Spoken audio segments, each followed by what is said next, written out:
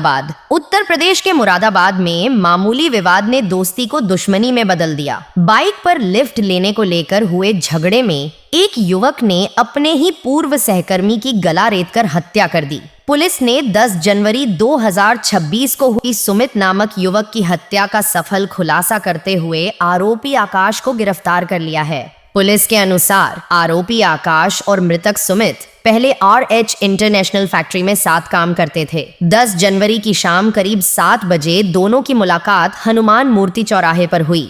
सुमित शराब के नशे में था और आकाश की मोटरसाइकिल पर पीछे बैठ गया। रास्ते में संतुलन बिगड़ने से दोनों गिरते गिरते बचे, जिसके बाद 0 पॉइंट के पास दोनों में बहस और मारपीट हो गई। गुस्से में आकर आकाश ने बाइक की डिग्गी में रखा स्टील ब्लेड निकालकर सुमित की गर्दन पर वार कर दिया, जिससे उसकी मौके पर मौत हो गई। पुलिस ने ब्लेड और मोबाइल बरामद किया। देखिए, 11 जनवरी को SHO मुडा पांडे को सूचना मिली कि जो रामपुर और दिल्ली हाईवे है, वहाँ पे एक निर्माणाधीन पुल के नीचे एक डेड बॉडी पड़ी हुई है, जिसके गले के ऊपर धारदार हथियार से हमला किया हुआ प्रतीत होता है और उसी से उसकी डेथ हुई है। तत्काल SHO और बाकी हम सभी अधिकारी मौके पर गए, वहाँ घटनास्थल का निरीक्षण किया गया और उसके बाद इसके पहचान के प्रयास किए गए। वो कुछ ही क्षणों में उसके बारे में जानकारी हुई। जो मृतक था उसका नाम सुमित बुरा था, जो मुडा पांडे का रहने वाला है। बेसिकली मुडा पांडे के पास एक गांव है गणेश घाट, ये वहाँ के निवासी थे, लेकिन मुडा पांडे में रहते थे और 0 पॉइंट पे एक फैक्ट्री था, उसमें काम करते थे। उसके बाद इस घटना के खुलासे के लिए हमारी टीम लगी। हम लोगों ने 3 टीम लगातार लगाई। चूँकि ये कंप्लीट एक ब्लाइंड मर्डर था, तो काफ़ी इस पे काम किया गया।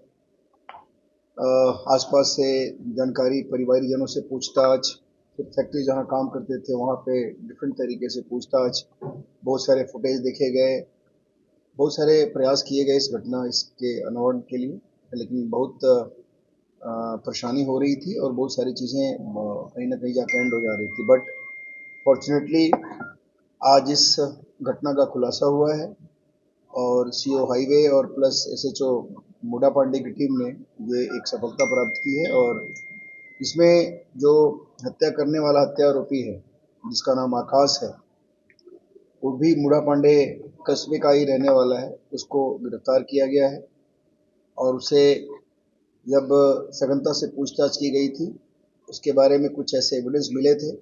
इस एविडेंस के आधार पर हम लोगों ने उसको लाकर पूछताछ की और सस्टेंड इंफॉर्मेशन हुआ तो उसने घटना को कबूल किया। बेसिकली 10 तारीख को, यानी घटना की जो सूचना हम लोग को मॉर्निंग में मिली थी, उसकी रात में 10 तारीख को ये जो हत्या आरोपी है उस मृतक को अपनी गाड़ी पर बैठाकर हनुमान मूर्ति की तरफ से ले आया था और फिर बीच में इन लोगों के बीच में कोई बात हो गई थी, उसको लेकर के आगे जहाँ पे डेड बॉडी मिली थी उस जगह पे लेके आया और दोनों में झगड़ा हुआ और उसके बाद मारपीट हुई। और मारपीट के बाद इसने जो स्टील का ब्लेड अपने पास रखा हुआ था, चूंकि जो हत्यारोपी है इसका नाम आकाश है, ये भी एक फैक्ट्री में काम करता है, इसके पास एक स्टील का ब्लेड था। उस स्टील के ब्लेड से उसने उसके गर्दन पे वार कर दिया और उसके बाद उसको वहाँ पे घायल अवस्था में छोड़ के भाग गया वहाँ से। और ये बाइक उसी की थी जिस बाइक पे उसको लेकर के जा रहा था। ये दोनों एक दूसरे को जानते थे, मृतक और जो हत्यारोपी है दोनों एक दूसरे को जानते थे। आसपास में घर भी है और उसके बाद तभी ये उस हनुमान मूर्ति से उसको बैठा करके अपने पास ले जा रहा था। हम लोगों ने इसको पकड़ने के बाद जो मृतक का मोबाइल था वो इसके पोजीशन से हम लोगों ने बरामद किया। इसकी निशानदेही पे बरामदगी हुई है। जो स्टील ब्लेड इसने फेंक दिया था घटना करने के बाद, उसको भी हम लोगों ने रिकवर किया है। जो कपड़ा इसने उस घटना के दिन पहना हुआ था उसको भी रिकवर हुआ है। उस पर बहुत सारे ऐसे एविडेंसेज हैं जो सजेस्ट करते हैं कि इसके द्वारा घटना की गई।